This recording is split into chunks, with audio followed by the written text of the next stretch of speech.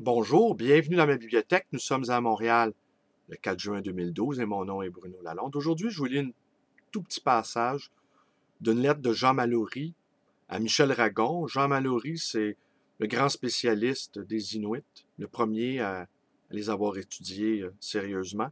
Et c'est également le fondateur de la collection Terre humaine chez Plomb. Et Michel Ragon, c'est un grand spécialiste de l'art abstrait, un spécialiste de l'architecture et des mouvements libertaires également.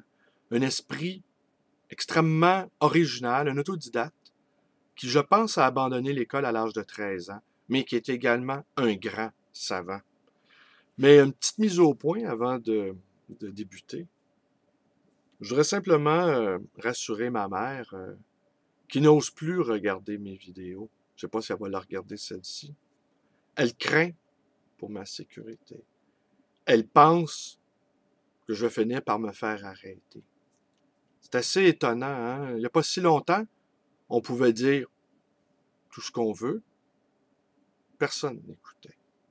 Maintenant, on ne peut plus rien dire, on sent que tous écoutent.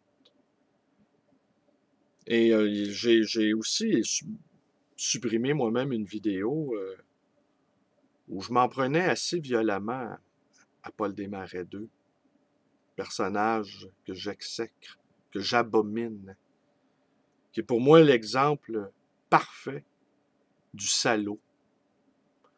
Et vous voyez, je dis ça et ça y est, qu'est-ce qui va m'arriver encore? Mais bon. Et moi, ma famille d'esprit, duquel je me réclame, ce ne sont pas les analystes et les commentateurs, ni les chroniqueurs. J'appartiens, ou je souhaiterais appartenir, à cette famille de pamphlétaires. Des individus qui pratiquent l'outrance, l'exagération, afin de frapper les esprits et de mobiliser les consciences. C'est pas un ronron, là, être un pamphlétaire.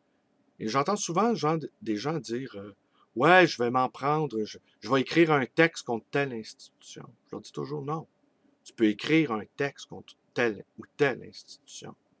Mais prends-toi-en aux gens qui sont à l'intérieur de l'institution. Nomme-les. Lancer des œufs contre un mur, ça ne sert pas à grand-chose. Il faut rentrer dans l'institution et agripper par le chignon ceux qui dirigent ces institutions.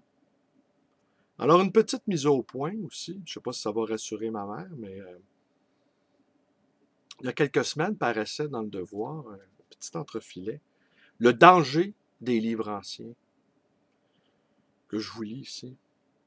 Selon le Toronto Sun, daté du 7 mai, la claque, confrérie de la librairie ancienne, dont je suis quasiment le secrétaire perpétuel, serait au nombre des dangereux groupes communistes qui ont infiltré les manifestations étudiantes qui durent depuis des mois au Québec. Pour l'affirmer, le Toronto Sun dit s'appuyer sur une source près du CSIS, les services secrets canadiens. Durant la crise d'octobre 1970, on a déjà vu des policiers arrêter des citoyens parce que leur bibliothèque comptait des livres sur le cubisme. Ouais, certains policiers d'entre eux faisaient le rapprochement entre le cubisme et Cuba, chacun sachant que Fidel Castro est un dangereux terroriste.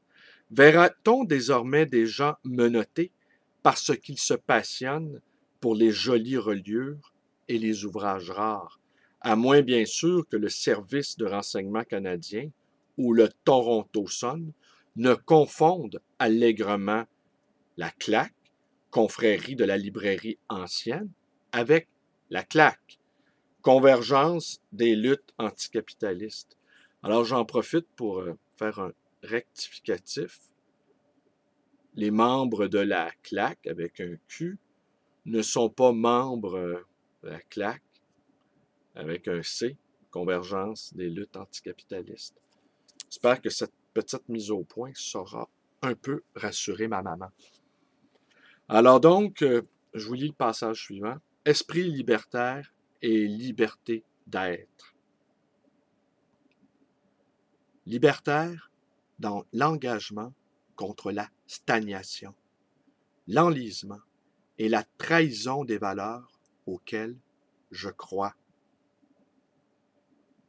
Libertaire comme regain de jeunesse, mais toujours dans un but constructif. Libertaire comme pouvoir de rébellion et de passion. Libertaire dans l'idée d'appurement. Liberté d'être, à mieux dire, toujours dans une certaine structure d'ordre et à l'échelle de l'homme, ce qui n'est pas contradictoire. On ne fait rien dans le désordre. Liberté d'être dans une ligne don quichotiste, un combat contre ce qui conduit vers le bas et à la fin, le chaos. Homme libre comme une déviation dangereuse où une vie peut être mise en cause pour retrouver une inspiration. Oui, avec Dostoïevski, au prince Mishkin, à Bakounine, non à tous les totalitarismes. Le non de l'homme libre à l'État-nation est un oui à soi-même. Pour une nation, confédération de communes et de cantons, et non à l'État jacobin, le parti des hommes libres ne compte que des marginaux, des atypiques, des solitaires et des réfractaires résistant à ce qui leur est existentiellement contraire.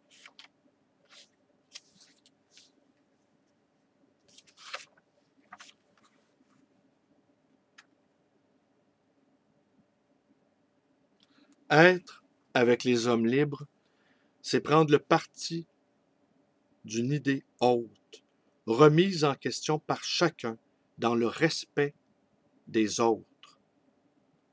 Cet homme libre auquel j'aspire n'est jamais prisonnier de rien, jamais bâillonné.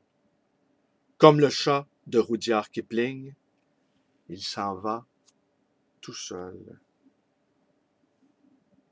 C'est dans cette solitude, face à ce monstre froid qu'est l'État et qui l'abhorre, que l'homme libre rejoint, à travers les autres, le sens de son œuvre et de son destin. Il le découvre par la reconnaissance de certaines orientations, même si la finalité de celle-ci est résolument contraire aux siennes.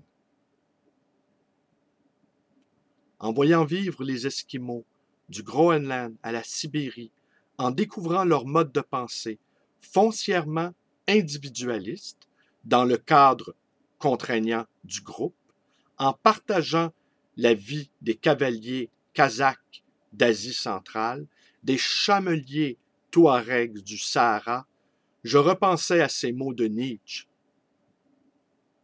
Je vais vous parler de la mort des peuples. L'État ment. Il ment dans toutes les langues du bien ou du mal. Tout ce qu'il a, il l'a volé. Il ment quand il dit « Moi, l'État, je suis le peuple ». C'est le plus froid de tous les monstres froids. Il suspend au-dessus d'eux, les peuples, un glaive. L'État, ou le lent suicide de tous, s'appelle la vie.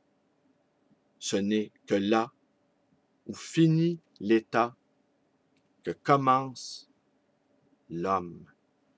Ah, wow! Nietzsche. Belle citation de Nietzsche. Il faut toujours y retourner à Nietzsche. Jamais le perdre de vue. Servez ça, les bibliothèques. Nos conseillers spéciaux sont ici. Nos maîtres à penser sont là. Alors, je conclus en vous rappelant qu'il faut alterner intensité et sérénité, remplacer ces deux pôles, sérénité et intensité, plutôt que excitation et dépression. Ce que nos médias de divertissement appellent un feu roulant d'émotions.